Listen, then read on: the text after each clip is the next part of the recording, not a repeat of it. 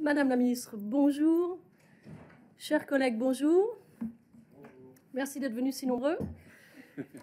Nous allons donc ouvrir cette énième séance de notre commission mobilité, en commençant par une question de Madame Tchekalski, consacrée à la transformation de la station Albert pour y accueillir les lignes 4 et 7. À vous la parole. Ah voilà, ok. Voilà. Merci beaucoup, Madame la Présidente. Madame la Ministre, mais ma question est mise à l'agenda un mois un peu trop tard par rapport aux différentes annonces qui ont été faites. Et étant donné que vous avez annoncé fin avril que la station Albert accueillerait finalement le terminus du tram 7, mais je vais tout de même vous poser ma question, afin que vous puissiez nous expliquer les tenants et les aboutissants de cette décision. Donc, suite à ma question le 18 janvier dernier concernant le fait qu'il est primordial d'amener le tram 7 aussi rapidement que possible jusqu'à la station Albert afin de permettre une correspondance au métro 3, vous reconnaissiez que le maintien du terminus à Vanderkindere occasionnerait des correspondances supplémentaires et de mauvaise qualité pour les usagers de la ligne. Dans votre réponse, à l'époque, vous évoquiez que les résultats des études supplémentaires consistant à utiliser uniquement l'infrastructure existante devraient vous être présentés fin janvier. La solution consisterait à transformer les espaces existants de la station au niveau -1 pour y accueillir les trams des lignes 4 et 7, même si cela génère des contraintes d'exploitation pour la STIB. Une telle alternative devrait offrir une solution transitoire, confortable aux voyageurs. Il faut en tout cas veiller à ce que la solution choisie offre aux usagers de la ligne de tram 7 une correspondance confortable et donc sans contrainte avec la future ligne du métro. Métro 3 donc. Évitons que les usagers aient à subir une correspondance supplémentaire place Vanderkindere pour rejoindre la ligne de métro 4. Nous ne cessons de le répéter dans cette commission et dans les interventions au conseil communal d'Uccle qu'une correspondance confortable implique qu'elle se fasse en station, au même niveau que les autres lignes de tram, et cette solution désengorgerait la mobilité dans le sud de Bruxelles et faciliterait la vie de toutes et tous, de tous les citoyens qui voyagent au sein de notre région. Madame la ministre, mes questions sont les suivantes. Quels sont les résultats des études de la STIB? Quel est le choix final? Mais entre-temps, je l'ai appris. Une nouvelle demande de permis devra-t-elle être introduite? Si oui, pouvez-vous nous donner plus d'infos à ce sujet? Quel sera l'impact sur le projet d'ordre général, le coût, la performance, le planning? Quelles sont, grosso modo, les prochaines étapes du projet? Merci beaucoup. Merci. La parole est donc à la ministre. Alors, la génie civile a fait preuve de génie, ça c'est déjà clair. Les études menées par la STIP ont pu aboutir à un plan directeur permettant d'accueillir les trams 4 et 7 dans la station Albert existante, en plus du 51. Alors, il s'agirait d'un terminus à 3 voies avec un quai central et un quai latéral. Cette modification du projet, qui sera intégrée au chantier en cours, nécessitera une demande de permis d'urbanisme modificatif. L'objectif est de pouvoir introduire cette demande d'ici la fin de cette année. La modification peut être intégrée au chantier en cours et nécessitera de modifier certains marchés en cours. Le coût global de cette modification est estimé à 10 millions d'euros. Ce nouveau terminus permettra d'accueillir des voyageurs de manière confortable dans la station et permettra d'assurer une bonne correspondance avec le métro et le tram 51. Et je pense que pour les voyageurs venant de Uccle et Forêt, c'est vraiment une bonne nouvelle. Mais ça, je sais que aussi la commune d'Uccle est demandeur de cette solution. Cependant, l'espace disponible en infrastructure existante est limité. Alors, cette solution présente aussi des contraintes d'exploitation. Alors, au long terme, il faut chercher aussi d'autres solutions.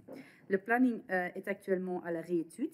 Cette adaptation est compatible avec les différentes formules envisagées pour prolonger ultérieurement une ligne de tram en direction de la place de Rochefort et du Huys. Cela laisse donc aux autorités le temps nécessaire de décider la piste la plus appropriée après consultation des parties prenantes. Voilà, avec ça, je pense que ce sont les réponses qu'on peut donner dès qu'on a réétudié le planning et dès qu'on a obtenu le permis modificatif. Évidemment, il y aura de nouvelles. Merci Madame la Ministre. Madame Tchekalski, une réplique? Merci Madame la Ministre d'avoir planché sur ce sujet. Ça fait quelques mois qu'on en parlait au sein de cette commission. Je sais que vous est parvenue la motion qui a été votée à l'unanimité au Conseil communal d'Uccle il y a quelques mois également. Je sais également que vous vous réunissez de manière formelle, informelle, et la facilité pour toutes et tous qui a été choisie. Il y avait vraiment une demande de terrain qu'on s'est permise de relayer pour faciliter la vie des citoyens. on blâme souvent les Uclois en disant qu'ils préfèrent choisir leur voiture, mais c'est parce que parfois on manque de solutions efficaces, rapides. Et ici, je pense sincèrement que ça va améliorer notre quotidien et ça permettra, en tout cas, j'en suis convaincue, moi, de faire en tout cas ce shift modal qu'on prône toutes et tous. Merci beaucoup en tout cas à vos équipes ainsi qu'aux équipes de la STIB. On espère maintenant que tout ce qui est planning, etc., suivra bien son cours. Merci. Alors, si Monsieur Uytendal en est d'accord, je vais demander à Madame Tchaikovsky si elle souhaite poser la deuxième question maintenant. Ou... Il n'y a aucun problème, Madame Tchaikovsky. Voilà, galanterie sur laquelle on pouvait compter. Merci beaucoup. Donc, Madame Tchaikovsky, voilà. avec toute notre compréhension, oui. La question relative à la fermeture du bois de la Cambre.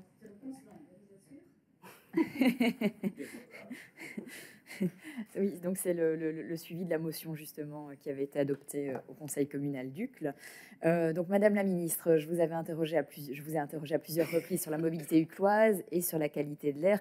Ma question d'ailleurs était adressée aussi à votre collègue Monsieur Alain Marron. Donc voilà, pour rappel, une motion relative au renforcement de l'offre de transport en commun à Uccle a été adoptée par notre Conseil communal en séance du 26 novembre 2020. Cette motion a d'ailleurs été transmise au gouvernement bruxellois. Concernant la mobilité, les transports en commun et la qualité de l'air, cette motion reprenait les demandes suivantes. À la STIB de poursuivre le renforcement de l'offre de transport en commun à Uccle par le biais de meilleures fréquences, notamment en soirée et le week-end, et de nouvelles lignes avec une attention toute particulière pour les quartiers qui sont encore mal desservis, d'accélérer la mise en service de véhicules de transport public davantage respectueux de l'environnement et d'étendre l'offre Noctis. Elle demandait aussi à la région Alastib d'étudier une prolongation du métro vers Uccle, dont la liaison vers le square des Héros. Elle demandait à la région Alastib qu'une réflexion soit menée quant à la possibilité de créer une connexion en bus entre le sud d'Uccle et l'ULB à travers le bois de la Cambre, par exemple via la prolongation du bus 43 depuis son terminus du Vivier-d'Oie, ce qui permettrait de desservir tant le bois de la Cambre que le pôle universitaire.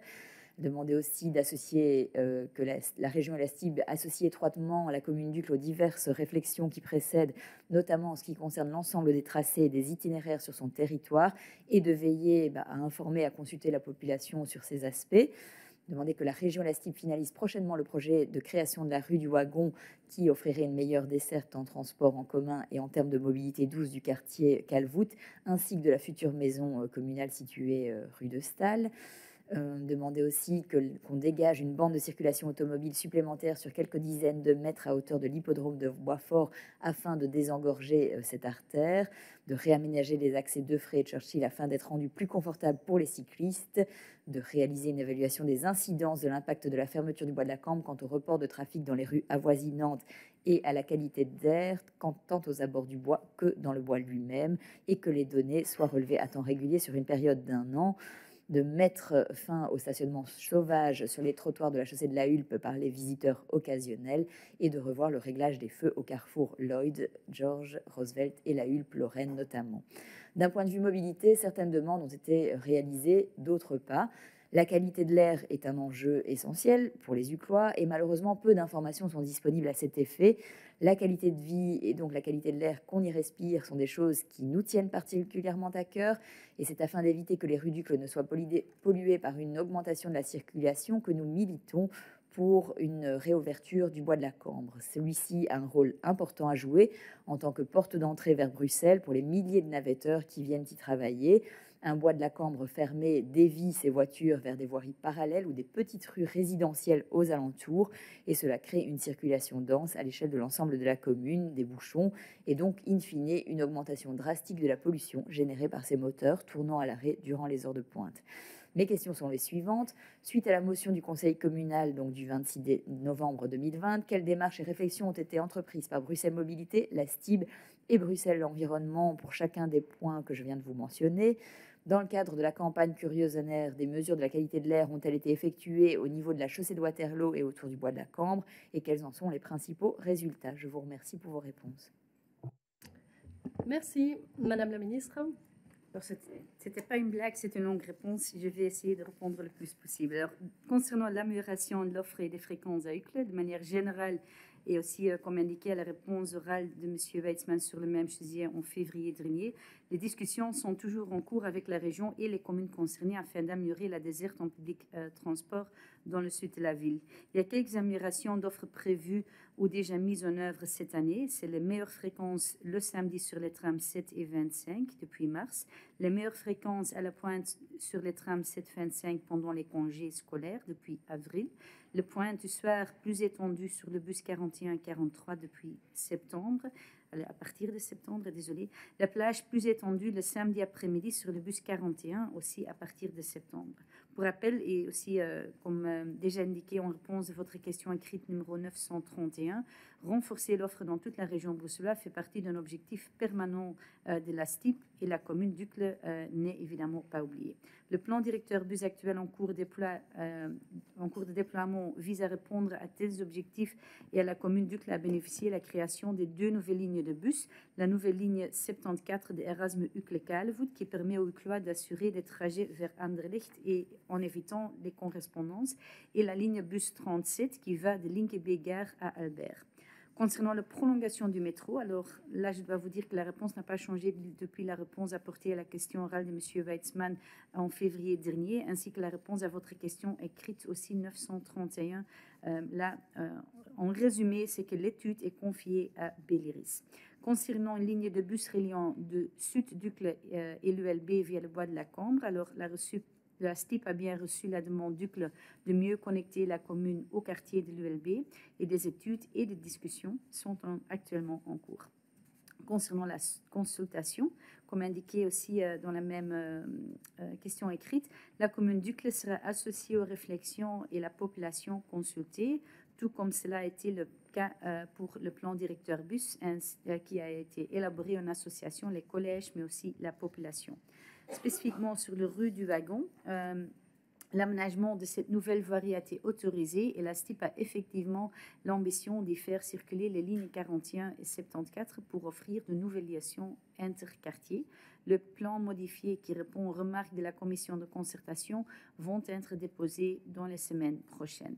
Concernant la demande à Bruxelles Mobilité de dégager une bande de circulation automobile supplémentaire sur quelques dizaines de mètres à hauteur de l'hippodrome de Boisfort afin de désengorger cette artère, alors cela a bien été réalisé dans le cadre des mesures d'accompagnement de la fermeture du trafic testées dans le bois de la Cambre. Bruxelles Mobilité bien adapté le carrefour entre la chaussée de la Huppe et l'avenue Frank-Roosevelt en élargissant le débouché de la chaussée de la Huppe venant du bois de la Cambre vers l'axe Roosevelt-la Huppe. Ceci permet d'optimiser la sortie des véhicules en prenant notamment l'itinéraire recommandé d'entrée de ville via l'axe Lorraine-la Huppe-Roosevelt et les travaux ont été effectués à l'été 2021. Alors, afin d'encourager l'utilisation de l'itinéraire de déviation permettant d'éviter le bois de la Cambre vers l'axe Lorraine, la Huppe-Roosevelt en entrée de ville, Bruxelles Mobilité a également augmenté les capacités des bandes de sélection de tourne à droite en venant de l'extérieur ville en approche du carrefour Waterloo avec Drève de Saint-Hubert. C'est une attribution exclusive de la bande de droite au trafic se dirigeant vers Saint-Hubert et Lorraine.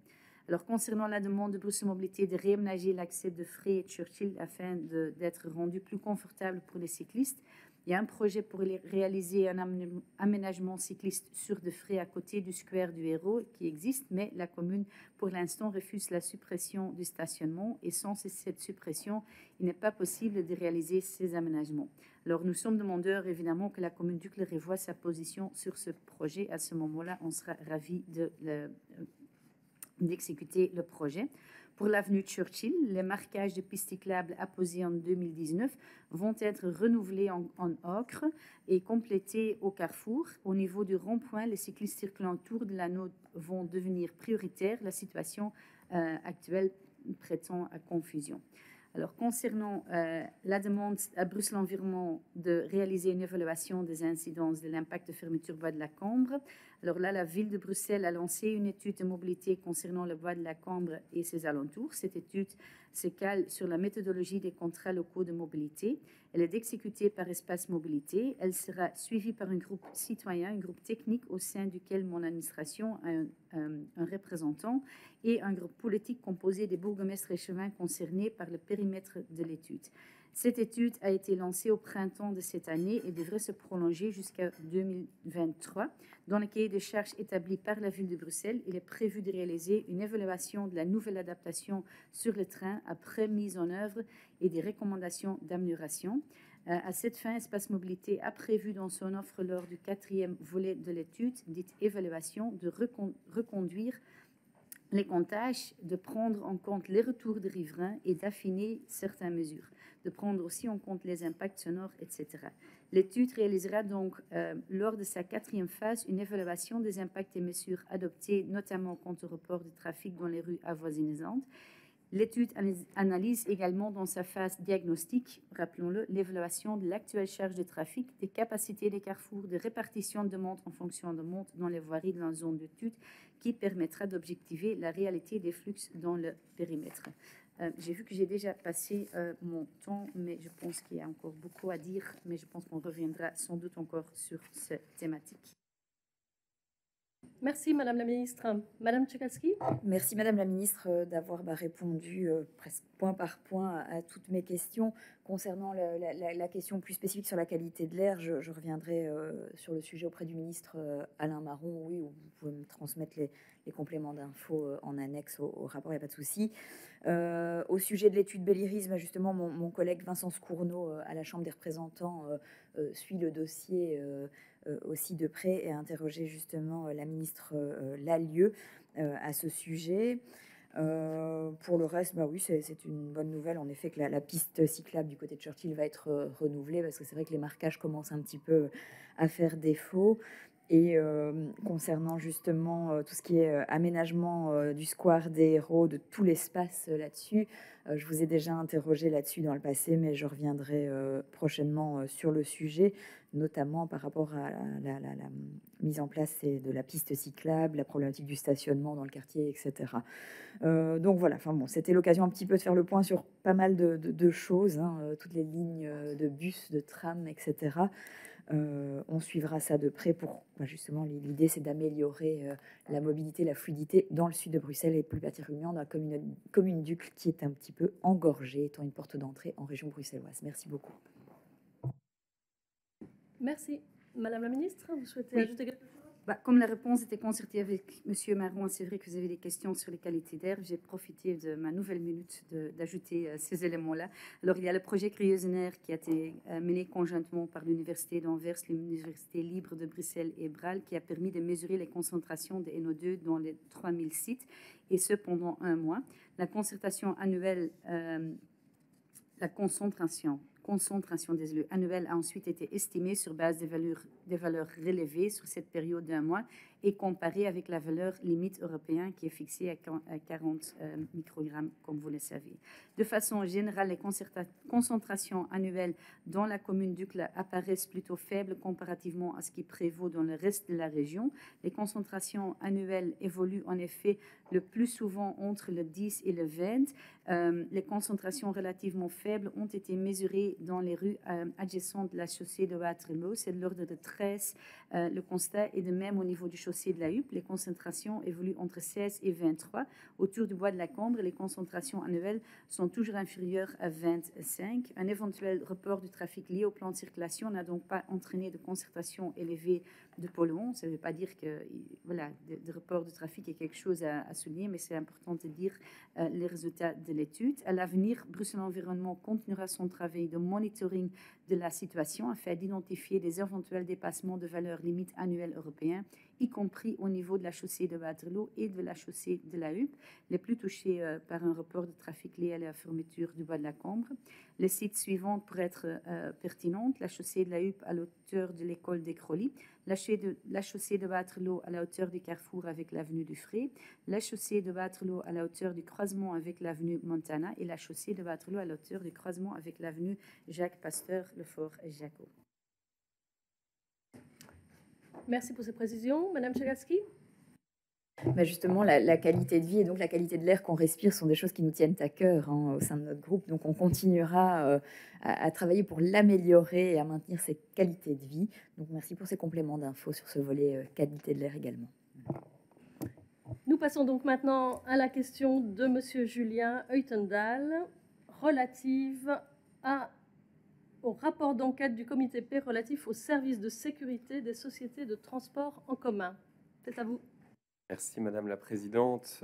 Madame la Ministre, la dernière enquête de contrôle du comité P relative aux services de sécurité des sociétés de transport en commun a mis en avant un certain nombre de problèmes. Ceci concerne entre autres l'identification, la formation et l'étendue des compétences légales des agents, ainsi que le manque de consignes adaptées aux problèmes constatés sur le terrain. Le rapport du comité P formule une série de recommandations visant à améliorer cette situation. Alors je me permets de vous interroger quant aux suites concrètes que vous réserverez à ces recommandations. Quels moyens, tout d'abord, comptez-vous déployer pour que les agents de sécurité concernés soient plus facilement identifiables par le public? Les autres régions et l'autorité fédérale seront-elles impliquées pour mettre en œuvre des mesures communes en ce qui concerne l'identification des agents des différentes sociétés de transport en commun?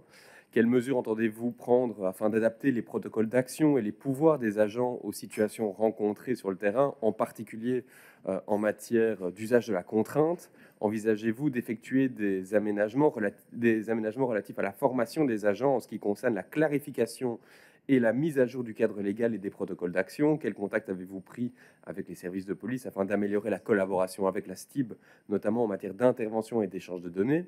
Y a-t-il un système de gestion prenant en charge les plaintes concernant les agents du service de sécurité de la STIB? Et enfin, quel suivi sera réalisé pour garantir la transmission des infractions relatives à un service de sécurité ou un agent de sécurité au comité P? Je vous remercie.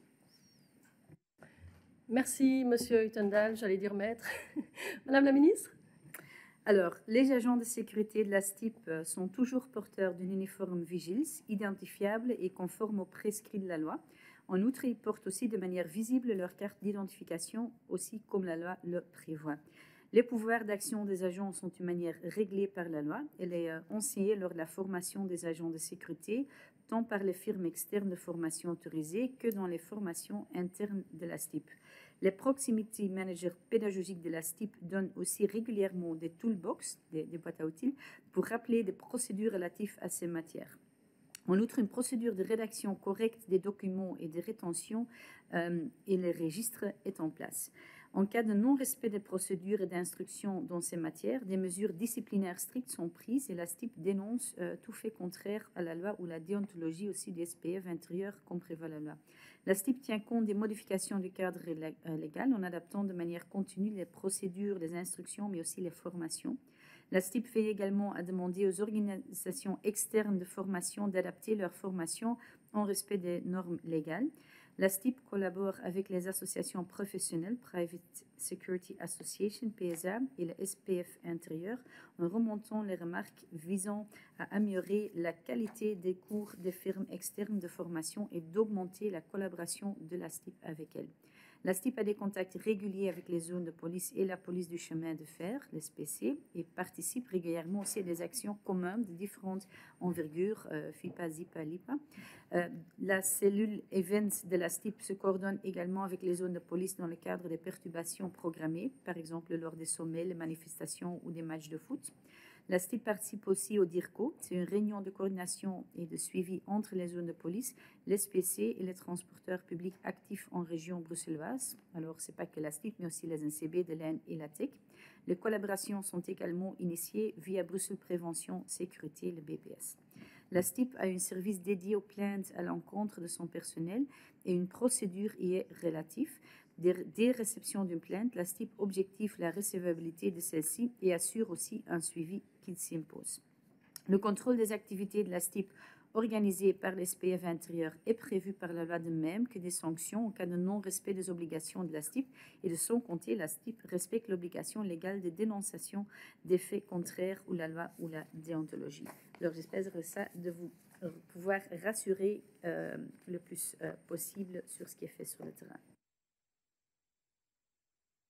Merci. Monsieur Huttendal, une réplique? Merci, Madame la Présidente. Merci, Madame la Ministre, pour vos réponses. Mais on a le sentiment que tout est parfait. Et pourtant, le comité P souligne des problèmes, formule des recommandations. Donc, quelles sont finalement les mesures, quelles sont les démarches qui ont été prises à la suite de ce rapport, où vous considérez, la STIB considère que ce rapport ne concernait pas la STIB et concernait d'autres sociétés de transport en commun? Parce que là, on a l'impression que tout est déjà réglé avant même la publication de ce rapport. Évidemment, s'il y a des recommandations qui sont importantes pour la STIB, elle va l'inclure. C'est un rapport qui est lu par la STIB, aussi par nous, et toutes les procédures sont mises à côté. Parfois, il y a des éléments, voilà, on a besoin parfois d'une procédure disciplinaire, c'est important. Je pense que c'est essentiel que le rapport soit lu, soit adapté là possible, mais pas toutes les recommandations sont pour tous les transports en commun. Je pense que là aussi, il y a des nuances à mettre, mais évidemment, le comité P est pris très au sérieux. Merci, Monsieur Huttenen. Merci beaucoup. Merci à vous. Alors, nous allons donc passer à la question suivante, qui est la question de Madame Ingrid Parmentier, relative à l'impact de l'inflation et des pénuries de matériaux sur les chantiers de la STIB, de Bruxelles Mobilité et de Parking Brussels. Merci Madame la Présidente. Alors, non, c'est pas la bonne, désolée. Donc la presse se fait écho des répercussions des pénuries de matériaux et de l'inflation liée à la crise énergétique et à la guerre en Ukraine sur le coût et la durée des chantiers, en citant comme exemple une hausse du prix de l'asphalte de 30%, et ça c'était en avril, je ne sais pas quels sont les prix maintenant. Ça concerne évidemment les chantiers publics, privés, mais aussi les travaux publics, et donc d'où mes questions. Est-ce que vous pouvez nous expliquer quel sera l'impact de l'inflation sur le budget des chantiers en cours et futurs de la STIB, de Bruxelles Mobilité et de Parking Bruxelles? Est-ce que la STIB, Bruxelles Mobilité et Parking Bruxelles ont déjà reçu des demandes de révision des contrats qui avaient été conclus avec certaines entreprises? Ces impacts se feront-ils déjà ressentir sur le budget 2022 et comment seront-ils intégrés au budget 2023? Et je voudrais aussi savoir si certains chantiers présentent déjà des retards qui seraient dus à une pénurie de matériaux. Je vous remercie. Merci. La parole est à la ministre. Alors, en ce qui concerne l'impact de l'inflation sur le budget des chantiers en cours et futurs, la STIB, BM et Parking Bruxelles suivent évidemment l'évolution des prix des matériaux des chantiers de très près, mais il est encore trop tôt pour avoir une vision précise de l'impact que l'inflation aura sur les chantiers en cours.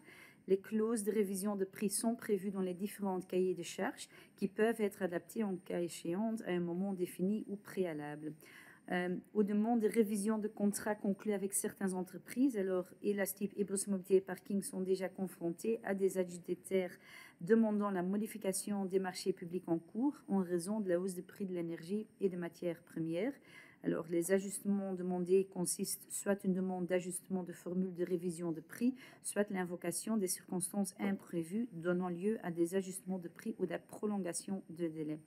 Dans le cas où une circonstance imprévue est invoquée, une vérification que la demande est conforme à l'article 38.9 de l'arrêté royal établissant les règles générales d'exécution des marchés publics et des concessions de travaux publics. Pour le budget 2022, alors oui, il y aura vraisemblablement un impact sur le budget de 2022, mais je ne peux pas à cet instant vous chiffrer précisément en vue de la grande volatilité des prix. Les différentes administrations suivent la situation très près. Les marchés font actuellement l'objet d'une réactualisation de l'estimation des coûts. Concernant le budget 23, là aussi, ce n'est pas encore possible d'avoir une vision précise de l'impact que l'inflation aura sur les chantiers et les fournitures. Nous aurons une vue plus précise dans le cadre de l'évaluation du budget initial de 2023, ce qui va se faire évidemment en septembre. En ce qui concerne les retards dus à la pénurie des matériaux, parallèlement à l'augmentation des prix, les entrepreneurs et les fournisseurs doivent faire face à une pénurie de fournitures sur le marché. Pour certaines fournitures, les délais de livraison ont plus que doublé. Ceci répercute effectivement sur le délai d'exécution de certaines prestations prévues dans les marchés publics. Et dans ce contexte, l'administration s'efforce activement à trouver par ailleurs des solutions permettant de raccourcir les délais d'exécution et de revenir à des délais acceptables qui percutent les riverains dans une moindre mesure. Alors, je sais que ce n'est pas une réponse très détaillée, mais c'est parce que c'est encore en cours et c'est très volatile encore pour l'instant. Mais oui, il y aura un impact et oui, ça aura sa conséquence dans les budgets et les révisions des budgets. Merci Madame la Ministre. Madame Parmentier. Merci pour cette réponse. Effectivement, je comprends bien que c'est difficile à ce stade de donner des réponses précises, mais donc cet impact est là. Il faut aussi attendre pour les prochains mois. Je vous remercie. Merci. Nous passons donc à votre question suivante. Madame Parpentier, la question relative aux arrêts de bus et de tram non-fumeurs. Merci Madame la Présidente. Le mercredi 20 avril, la commission mobilité de la Chambre a voté une proposition de loi Écolo-Groen pour la mise en place de quais de gare sans fumée. La mesure sera mise en œuvre au 1er janvier 2023, ce qui laisse le temps à la SNCB d'informer les voyageurs via une communication multiple sur le web, les quais, etc., sur les raisons et les bienfaits de cette mesure en termes de santé publique, mais aussi d'environnement. Cette interdiction mettra fin à la confusion actuelle, les voyageurs ignorant souvent précisément où il est permis ou non de fumer dans les gares, dans les couloirs ou sur les quais. Mais les principaux arguments pour le soutien de cette proposition de loi concernent la santé publique. Il s'agit de lutter contre le tabagisme passif et d'agir de manière préventive, car selon de nombreuses études, voir une personne fumer peut donner l'envie de fumer également. Et l'impact de cette nouvelle mesure est loin d'être négligeable puisque la SNCB transporte quotidiennement 900 000 nafteurs. La mesure permettrait également de diminuer la présence de mégots sur les quais et de rendre l'attente pour tout le monde plus agréable. Cette proposition de loi répond aux appels de Génération sans tabac et de la Fondation contre le cancer face au nombre toujours trop élevé de décès liés au tabagisme. En Belgique, le tabac tue chaque année 14 000 personnes, soit près de 40 personnes par jour. C'est énorme. L'objectif est aussi de permettre aux jeunes générations de ne plus être exposées au tabac dans l'espace public.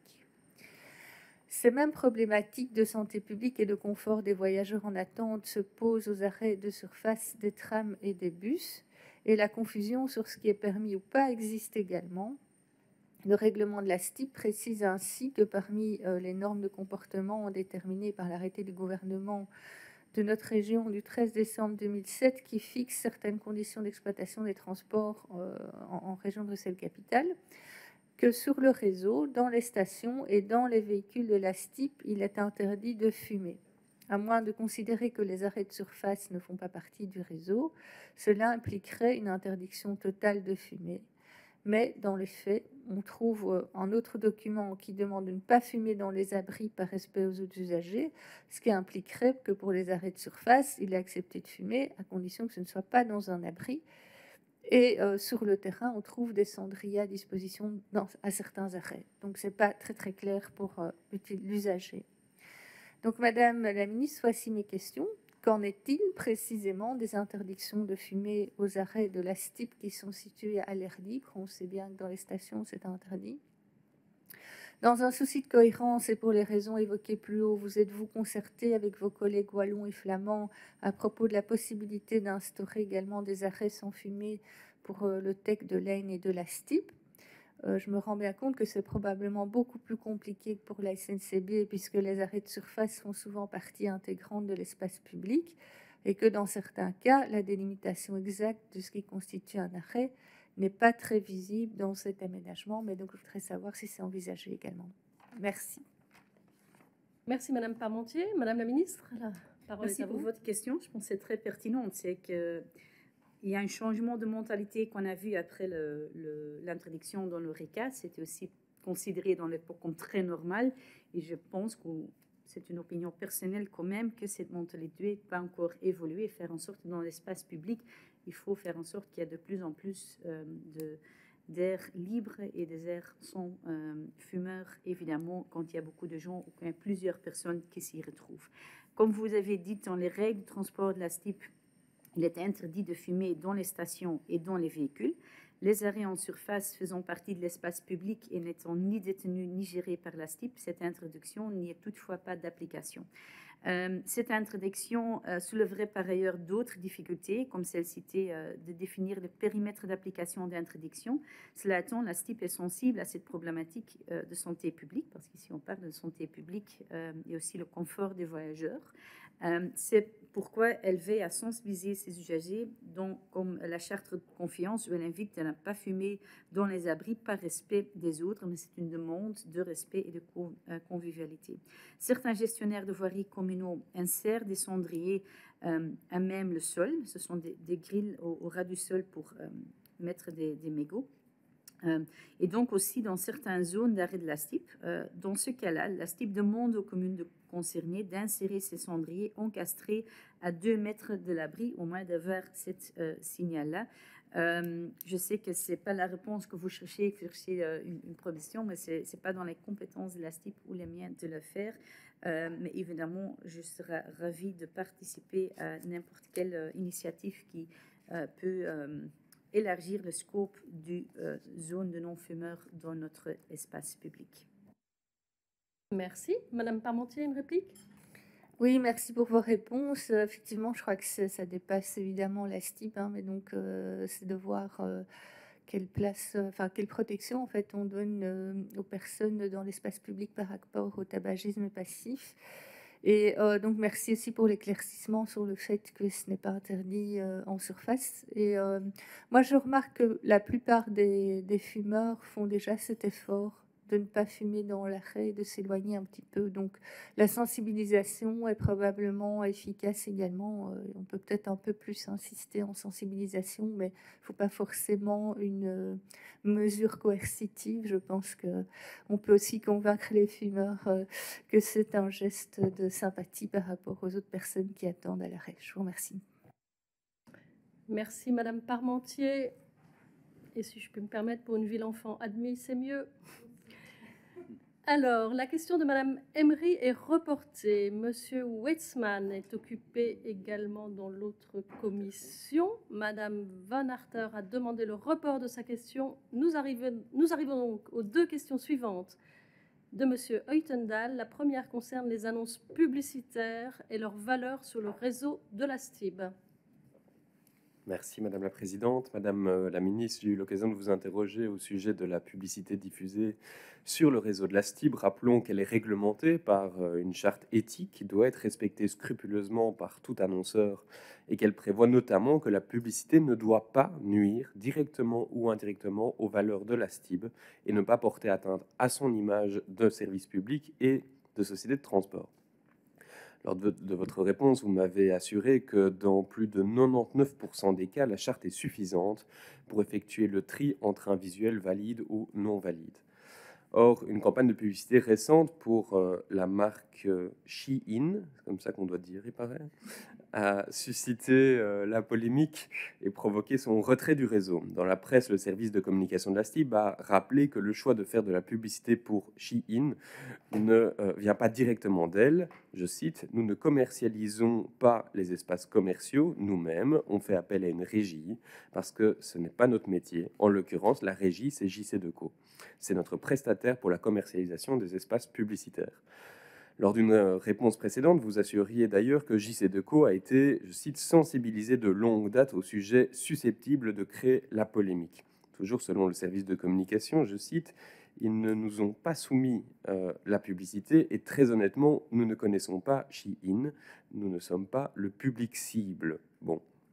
Tout d'abord, la campagne de publicité a été diffusée sur l'un des trams et dans votre réponse, vous précisiez également que, je cite, les habillages de véhicules tram et bus sont soumis à validation systématique, étant donné leur visibilité élevée dans la ville. Pour le reste, comme JC2Co effectue un filtrage en amont sur la base de la charte, seuls 3 à 4% des campagnes nécessitent encore une validation chaque mois. Ensuite, le fait de ne pas connaître la marque, ni de ne pas en être la cible, n'empêche pas d'effectuer une recherche rapide et de découvrir une revue de presse conséquente et peu engageante concernant cette marque d'habillement. Il apparaît rapidement que la marque a la capitalisation boursière assez importante et connue pour ses vêtements à très bas prix, mais aussi pour son impact social et environnemental. Shein, qui a fait l'objet d'un rapport accablant de la part de l'ONG Public Eye, cumule ainsi les polémiques et les plaintes pour plagiat, les conditions de travail ou encore le service client.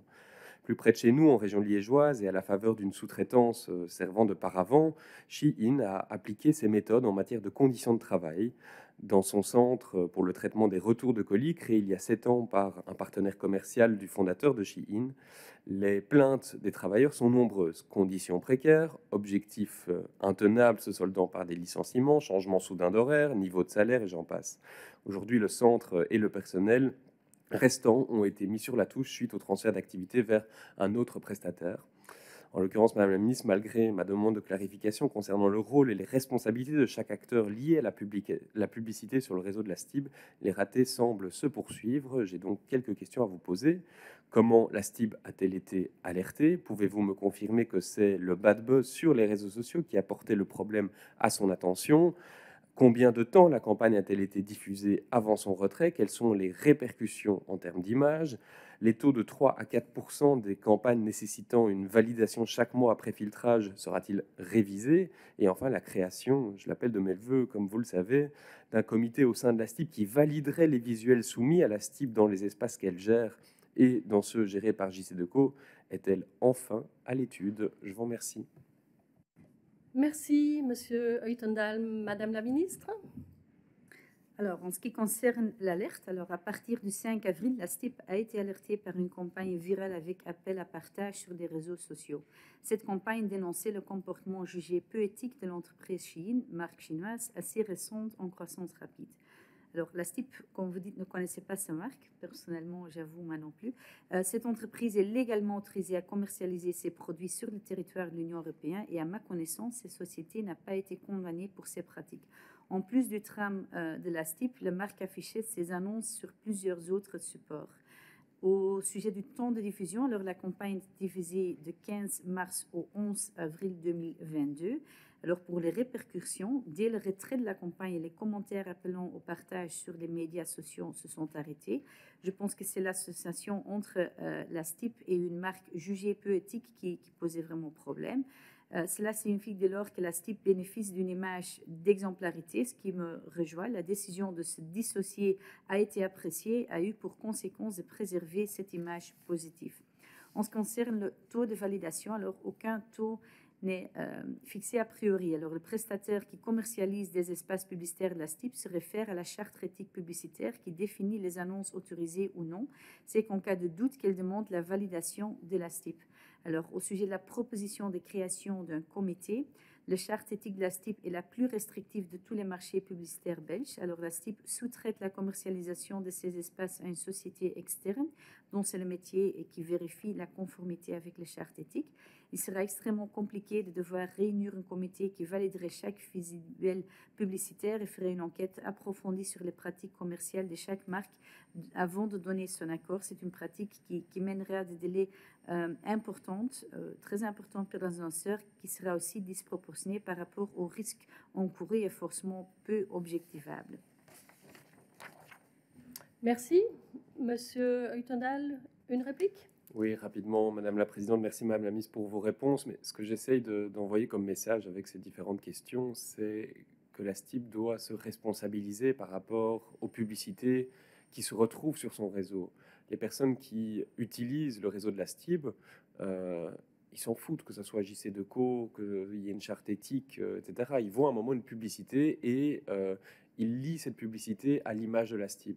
Et donc, je pense vraiment ici qu'on doit, même si la charte éthique est très rigoureuse, revoir la manière dont on fait ce screening. Est-ce que demain, on peut avoir on peut donner des marques ici? Je veux dire que oui. Voilà, on l'a fait avec Shein, donc il faut même en rajouter, comme ça, il y en a plein. Est-ce demain, on aurait des publicités pour Hummer, les voitures les plus polluantes qui soient, parce que c'est vendu en Europe. Donc, je ne crois pas que c'est uniquement l'autorisation de vente sur le marché qui doit être un critère d'éligibilité d'une marque ou d'une publicité. Et donc, on a une responsabilité en tant que pouvoir public. La STIB a une responsabilité. Elle ne peut pas juste dire on a une charte éthique rigoureuse et JC Deco fait le job. Donc, réfléchissons-y, faisons les choses bien, mais je crois vraiment qu'on doit changer d'état d'esprit par rapport aux publicités qui se retrouvent sur le réseau de la STIB, parce que c'est la STIB qui est liée à ces publicités, beaucoup plus que JC Deco ou beaucoup plus que n'importe quel autre organisme interne ou externe. Je vous remercie. Merci pour cette question. L'incident est clos. Alors, nous passons à la dernière question de cette commission, sauf Deus Ex Machina. qui ferait irruption de la salle d'à côté, avec donc la dernière question de Julien Huttendal concernant la mise en place du réseau de panneaux podométriques. Merci Madame la Présidente, Madame la Ministre. Le 21 janvier de cette année, nous avons eu le plaisir de voir adopter une résolution relative à la mise en place d'un réseau de panneaux podométriques afin d'encourager la marche dans notre région. Tout ça évidemment dans la logique du principe STOP. Nous sommes sans doute nombreuses et nombreux à nous en réjouir et à attendre impatiemment la matérialisation de ce très très beau projet. J'irai donc à l'essentiel, Madame la Ministre. Voici mes questions. Une identité visuelle a-t-elle été définie et une charte graphique a-t-elle été réalisée? Le modèle des panneaux et leur système de fixation ont-ils été choisis? Le choix s'est-il effectué en concertation avec Urban Brussels? Quels sont les critères en termes de durabilité et d'impact carbone dans le choix des modèles? Quelles sont les précautions prévues en termes de lisibilité et d'encombrement de la voie publique? On a déjà beaucoup de panneaux. Le réseau a-t-il été défini, en ce compris la liste des points d'implantation et le calcul des différentes distances? Les trajets balisés ont-ils mis en évidence des problèmes de mobilité et d'accessibilité pour les PMR? Dans l'affirmative, quelles sont les solutions retenues pour y pallier? Les acteurs de terrain ont-ils été consultés à cette fin? Quels sont les critères retenus pour les différents points d'intérêt? Des consultations avec les communes ou des organismes tels que Visit Brussels ont-elles été menées afin de définir ces points d'intérêt? Et enfin, des catégories différenciées graphiquement, telles que les transports, la culture ou les commodités, comme les toilettes publiques, seront-elles utilisées? Dans l'affirmative, lesquelles? Je vous remercie. Merci. La parole est à la ministre. Alors, je suis ravie que le Parlement s'empare de sujets tels que celle-ci. Faciliter, encourager la marche à pied est notre objectif. La marche est le principal mode de déplacement à Bruxelles et le mode de transport prioritaire aussi de Good Move et son principe STOP. Tant que pour les questions environnementales que d'un point de vue de la santé ou sociale, du fait qu'elle encourage aussi la rencontre, la marche est à stimuler. La mise en place d'un réseau podométrique est un projet intéressant. Nous avons souvent une perception erronée des distances à parcourir. La mise en évidence du temps de marche entre deux points peut être un des outils pour stimuler la marche comme mode de déplacement privilégié. Le projet proposé par le Parlement est ambitieux. Elle demande concertation avec les acteurs locaux car ceux-ci mettent aussi en place de leur côté certains projets signalétiques. Une concertation est aussi nécessaire avec les initiateurs cinétiques en tout genre. Effectivement, Bruxelles est aujourd'hui encombrée de multitudes de panneaux d'information qui rendent finalement peu lisibles les éléments essentiels. Alors, une réflexion sur la rationalisation des outils de cinétique est donc nécessaire. Alors, l'idée d'une charte pourrait ainsi être pertinente afin de garantir un placement adéquat, ne gênant pas le passage et permettant de choisir parmi les multiples propositions l'indication dans l'espace public. Alors, les discussions sur le sujet ont été entamées avec Bruxelles Mobilité et Walk Brussels afin de disposer dans un premier temps d'un vue d'ensemble sur des initiatives existantes en termes de signalétique piétonne. Merci. Monsieur Huttendal, une réplique? Oui, rapidement, merci Madame la Présidente, merci Madame la Ministre pour votre réponse. Donc bon, on n'a pas encore fort avancé, maintenant le projet est récent, hein, donc je ne vous en tiens évidemment pas rigueur.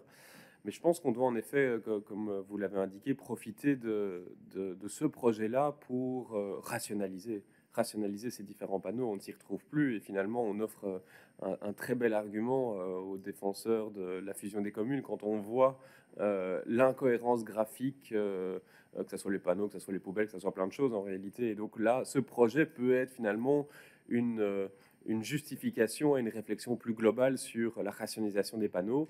Alors, je n'ai plus la mémoire d'où j'ai vu des panneaux podométriques, mais il y a eu une installation de panneaux podométriques près de chez moi. J'habite sur la Petite Ceinture, près de la Porte de Halle. Qui est à l'initiative alors de ce projet? Est-ce que c'est le projet que vous menez ou est-ce que c'est une initiative communale pirate? Disons ça comme ça. Pirate, c'est un gros mot, mais c'est une initiative de la ville de Bruxelles pour mieux connecter les nœuds commerçantes en ville. Alors, c'est une initiative, je pense, les chevilles de commerce de la ville de Bruxelles. J'imagine que voilà, les intentions sont tout à fait louables, mais c'est dommage parce que c'est une nouvelle fois un paquet de panneaux avec une charte graphique spécifique qui vont être ajoutés à cet amas de panneaux. Donc, merci à eux pour l'initiative. On peut peut-être s'inspirer des lieux d'intérêt qu'ils proposent, mais il faudrait évidemment prendre langue avec l'administration communale de la ville et les responsables politiques pour intégrer leur projet dans un projet plus global au niveau régional, parce que sinon, on ne va jamais s'en sortir. Merci. Merci, l'incident est clos et voilà donc qui clôture cette séance, oui tout à fait, de la commission mobilité. Merci à tous pour votre participation. Bonne journée.